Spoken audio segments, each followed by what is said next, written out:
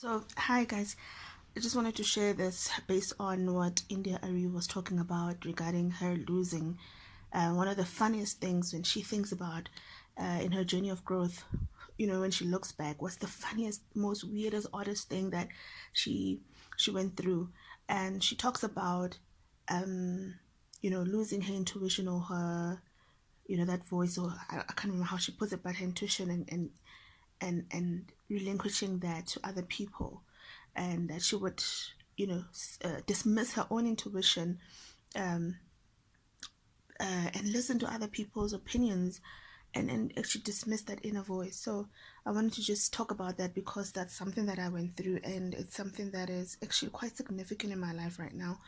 And when I heard that, it made me understand exactly, I mean, the way she puts it, what kind of journey I've been, spiritual journey that I've been embarking on for the last, I think, maybe about 2 or 3 years.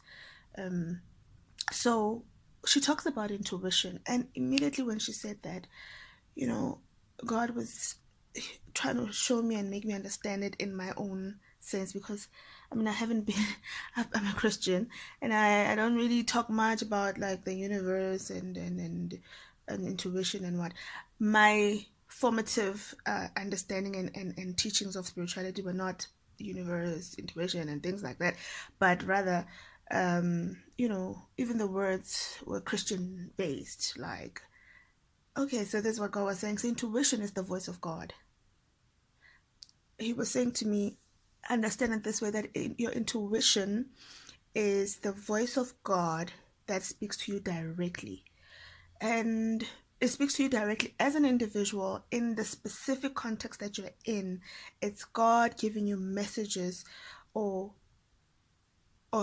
helping you make decisions, and it's an internal compass that is built by God inside of you. And I believe that we get it from, when we are conceived, we get that as a connection to Him, to always understand and be able to navigate through this life, be able to move and understand, not losing ourselves. So like, that's what I'm saying, it's a compass as well. We don't lose home, but we always able to make decisions that are necessary for our personal journey, right? So that's what God was saying to me, like, your intuition is the voice of God. And I remember, as a young Christian, one of the biggest things that you want to and you yearn from God, or you yearn to understand and to learn, is to understand that voice of God. What is it? How do you hear it? How do you know for sure what you're thinking of, what you're feeling, and what is said in the Word of God, what is said by spiritual teachers, a prophet, maybe, whatever. What is God actually saying about your life personally? you know and that's one of the biggest challenges I think a lot of people go through. And I remember, even in church, we had sessions over this. How do you hear the voice of God? Is it going to be a loud voice? Is it going to be messages? Is it going to be patterns that you have to put together and kind of make sense of them? Somebody coming to you and saying, this is what God said about you, this is what you're supposed to do, this is who you're supposed to marry, what you're supposed to do, where you're supposed to go, where you're supposed to study, even day-to-day decision making. And as I was listening to India Arena, God was saying that your intuition is that internal voice that, um, it's you and God talking and agreeing on certain things based on your life's journey. It's that inner communication and decision making that you get from Him. But the thing is, we lose it. I said I believe that we get it from birth, right? But we lose it because, and I realized this, I think, about 2 or 3 years ago, that I had relinquished my power, or I had relinquished my inner voice to other voices that I deemed higher than mine. I gave power to certain beings or certain things in life. That's why religion is so dangerous, because, you know, God didn't make a mistake when He gave you that sense of intuition, right? That you'll be able to navigate through this life. But then we tend to lose that personal relationship with Him, which has nothing to do with religion, by the way. And we relinquish the ability to make sense of our personal relationship with God to other people. I don't want to get into that, but that's what happens, I think, with a lot of people. And for me personally, I had to shut down a whole lot of things. I had to stop. And part of it was I had to stop, going to church just to understand what was happening, because I was making decisions based on trying to appease a lot of people, also trying to be right. I think I've gone through this before in a previous message if you've watched it. We live our lives trying to be right and perfect, and I made an example that, for example, if you had to driving on a 120 kilometers per hour road, if you're driving at 180, according to the law of the land, that is wrong. That is wrong. That is a transgression, and you may be penalized for it if you get caught, right?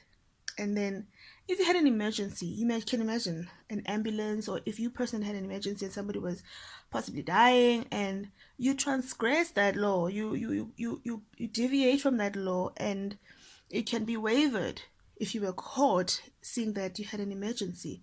So it's about context, it's about specifics, it's about right. There's right and wrong, but right and wrong is not the alpha and the omega of everything in life, right? It could be thinking about getting married, it could be serious decision making, having a child.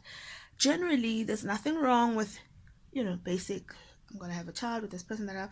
But you as an individual, you have you have context, personal context, that makes the general laws of life not applicable to you. And the only way that you can know what to do in any situation pertaining to you personally is not to use the general laws of life, so that you can have peace, right? The whole idea is about having peace with the journey, having peace with your life, and making sure that you're always at the right place at the right time and connected to your personal journey.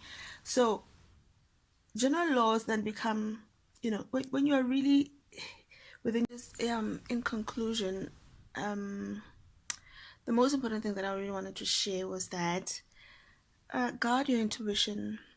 Don't relinquish it to anybody, because it's a God given gift to help you navigate through this physical experience that we have on earth. We are spiritual beings and we need that inner voice. Everybody has their own, and your own is powerful, it's relevant, and don't deny its relevance in your life. No matter what people say, nurture that voice. One of the mistakes that we do is, it's like I've been saying, giving other people more authority, having other voices as voices of authority in our lives. We find ourselves in situations that are detrimental. We are out of sync, we are out of touch, we don't know what to do. We get into bad things in our lives that look good, look right. They seem, according to the general population, according to the standards of life, they seem to be what is good and honorable.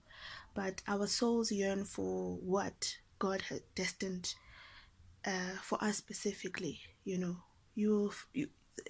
your life is supposed to go according to how it's supposed to go, your specific life. And one of those things that are there for you, one of those tools that have been made available for us, is to be able to have, it's like a congruency and agreement with God, and it's in that line of communication and what we call intuition. And I got into a situation where I lost mine, where I couldn't even, it's very sad, because it where you even doubt your power, you even doubt I started doubting my own dreams and my own, ambitions and my own journey and my own purpose, because it seemed that because of the personality that I am and the specifics, that how God made me specifically, I'm not, prototype perfect. I don't know what, but like, we're crazy. Our individuality is important. That's why that voice is inside of you as an individual. So we cannot be like other people. We cannot think and cannot feel, and we cannot, and they other voices cannot be the authority in our individual lives. So it's very important that you don't lose it. Nurture it, and take time to be silent. Take time to understand and love and take care of yourself. That's one of the beautiful things that you can do. And